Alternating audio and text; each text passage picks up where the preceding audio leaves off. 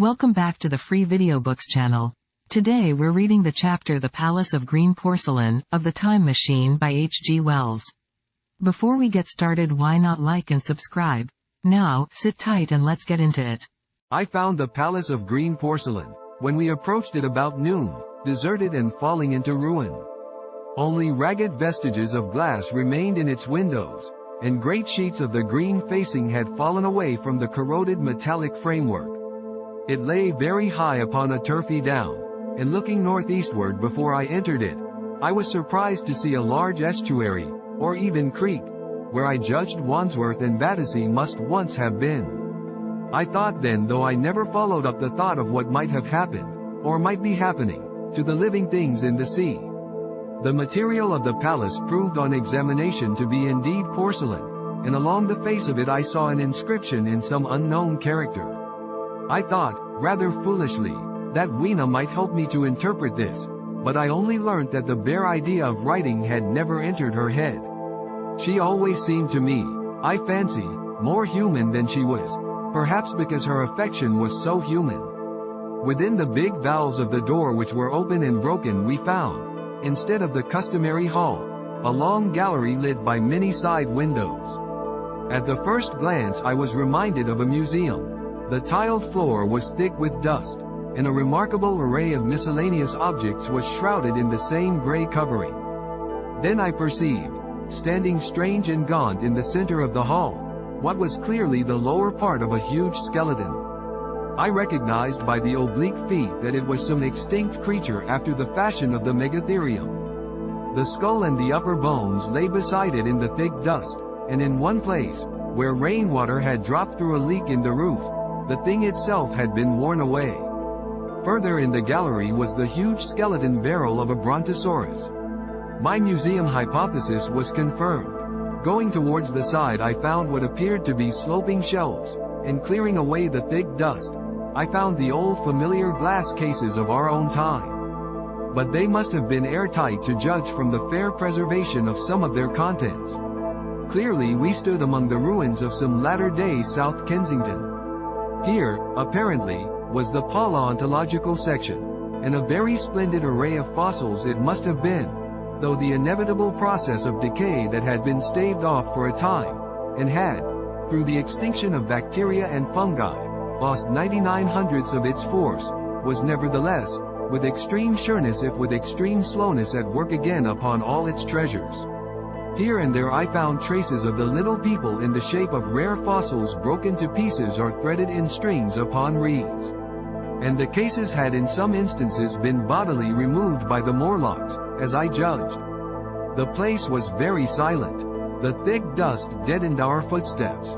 Weena, who had been rolling a sea urchin down the sloping glass of a case, presently came, as I stared about me, and very quietly took my hand and stood beside me.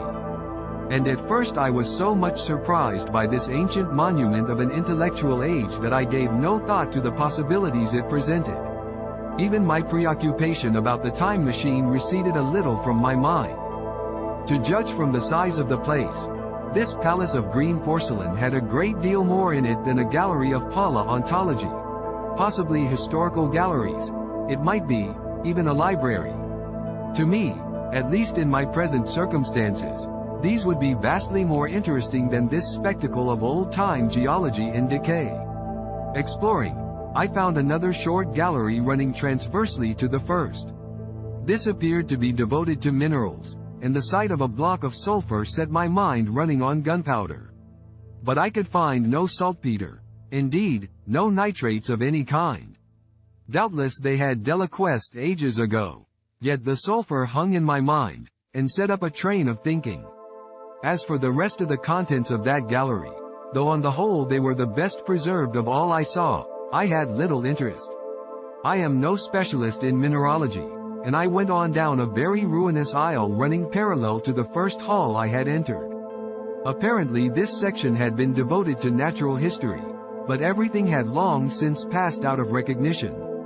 A few shriveled and blackened vestiges of what had once been stuffed animals, desiccated mummies in jars that had once held spirit, a brown dust of departed plants. That was all. I was sorry for that, because I should have been glad to trace the patient readjustments by which the conquest of animated nature had been attained. Then we came to a gallery of simply colossal proportions, but singularly ill-lit, the floor of it running downward at a slight angle from the end at which I entered. At intervals white globes hung from the ceiling, many of them cracked and smashed, which suggested that originally the place had been artificially lit. Here I was more in my element, for rising on either side of me were the huge bulks of big machines, all greatly corroded and many broken down, but some still fairly complete. You know I have a certain weakness for mechanism, and I was inclined to linger among these, the more so as for the most part they had the interest of puzzles, and I could make only the vaguest guesses at what they were for. I fancied that if I could solve their puzzles I should find myself in possession of powers that might be of use against the Morlocks. Suddenly Weena came very close to my side, so suddenly that she startled me. Had it not been for her I do not think I should have noticed that the floor of the gallery sloped at all. Footnote. It may be, of course, that the floor did not slope, but that the museum was built into the side of a hill. Ed. The end I had come in at was quite above ground, and was lit by rare slit-like windows. As you went down the length, the ground came up against these windows, until at last there was a pit like the area of a London house before each, and only a narrow line of daylight at the top. I went slowly along, puzzling about the machines, and had been too intent upon them to notice the gradual diminution of the light, until Weena's increasing apprehensions drew my attention. Then I saw that the gallery ran down at last into a thick darkness. I hesitated, and then, as I looked round me, I saw that the dust was less abundant and its surface less even. Further away towards the dimness, it appeared to be broken by a number of small narrow footprints. My sense of the immediate presence of the Morlocks revived at that. I felt that I was wasting my time in the academic examination of machinery. I called to mind that it was already far advanced in the afternoon, and that I had still no weapon, no refuge, and no means of making a fire. And then down in the remote blackness of the gallery I heard a peculiar pattering, and the same odd noises I had heard down the well. I took Weena's hand. Then, struck with a sudden idea, I left her and turned to a machine from which projected a lever not unlike those in a signal box. Clambering upon the stand, and grasping this lever in my hands, I put all my weight upon it sideways.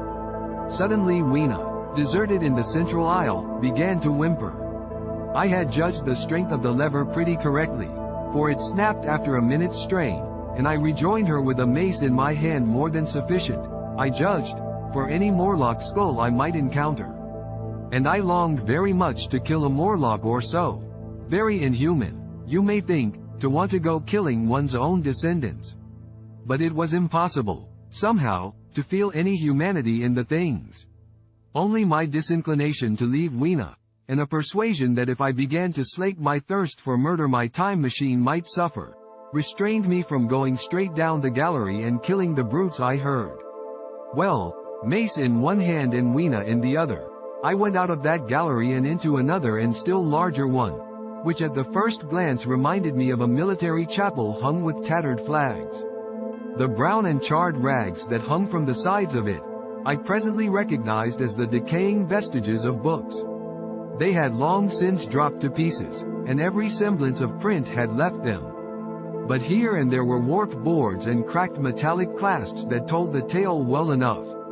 Had I been a literary man I might, perhaps, have moralized upon the futility of all ambition. But as it was, the thing that struck me with keenest force was the enormous waste of labor to which this somber wilderness of rotting paper testified. At the time I will confess that I thought chiefly of the philosophical transactions and my own 17 papers upon physical optics. Then, going up a broad staircase, we came to what may once have been a gallery of technical chemistry. And here I had not a little hope of useful discoveries, except at one end where the roof had collapsed. This gallery was well preserved. I went eagerly to every unbroken case, and at last, in one of the really airtight cases, I found a box of matches. Very eagerly I tried them. They were perfectly good. They were not even damp. I turned to Weena. Dance, I cried to her in her own tongue. For now I had a weapon indeed against the horrible creatures we feared. And so, in that derelict museum, upon the thick soft carpeting of dust, to Weena's huge delight, I solemnly performed a kind of composite dance, whistling the Land of the Leal as cheerfully as I could. In part it was a modest can-can, in part a step dance, in part a skirt dance, so far as my tailcoat permitted, and in part original. For I am naturally inventive, as you know. Now, I still think that for this box of matches to have escaped the wear of time for immemorial years was a most strange, as for me it was a most fortunate, thing. Yet, oddly enough, I found a far unlikelier substance, and that was camphor. I found it in a sealed jar, that by chance, I suppose, had been really hermetically sealed. I fancied at first that it was paraffin wax, and smashed the glass accordingly.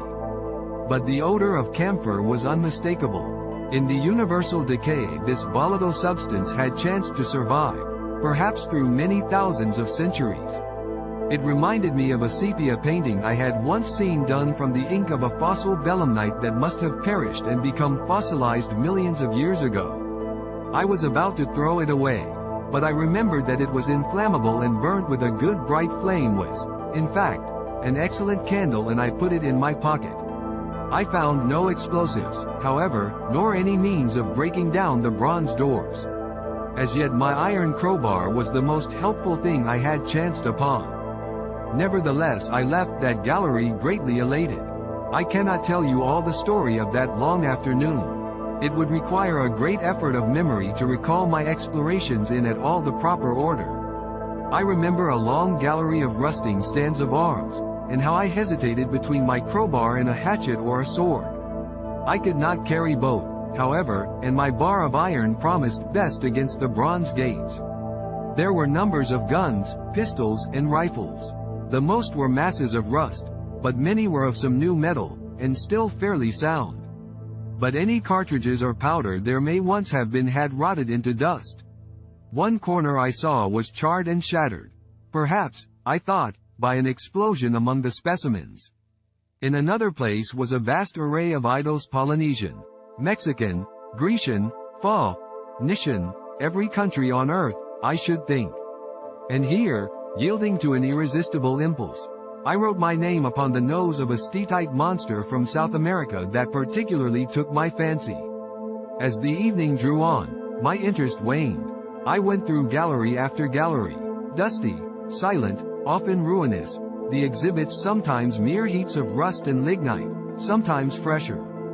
In one place I suddenly found myself near the model of a tin mine, and then by the merest accident I discovered, in an airtight case, 2 dynamite cartridges. I shouted, "Eureka!" and smashed the case with joy. Then came a doubt. I hesitated. Then, selecting a little side gallery, I made my essay. I never felt such a disappointment as I did in waiting 5, 10, 15 minutes for an explosion that never came. Of course the things were dummies, as I might have guessed from their presence. I really believe that had they not been so, I should have rushed off incontinently and blown Sphinx, bronze doors, and, as it proved, my chances of finding the time machine, altogether into non-existence.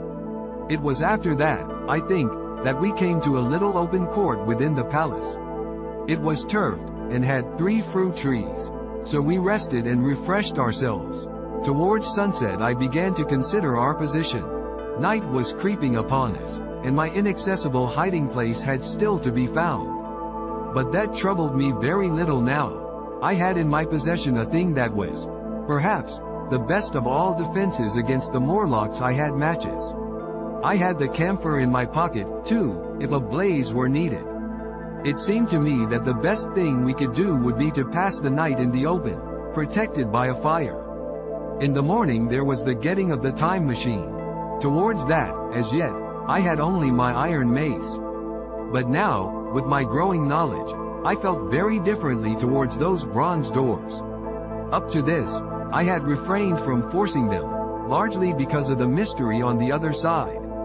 They had never impressed me as being very strong, and I hoped to find my bar of iron not altogether inadequate for the work. Did you enjoy today's chapter of The Time Machine? Why not subscribe and ring the bell? Next time we'll be reading the chapter, In the Darkness, don't miss it.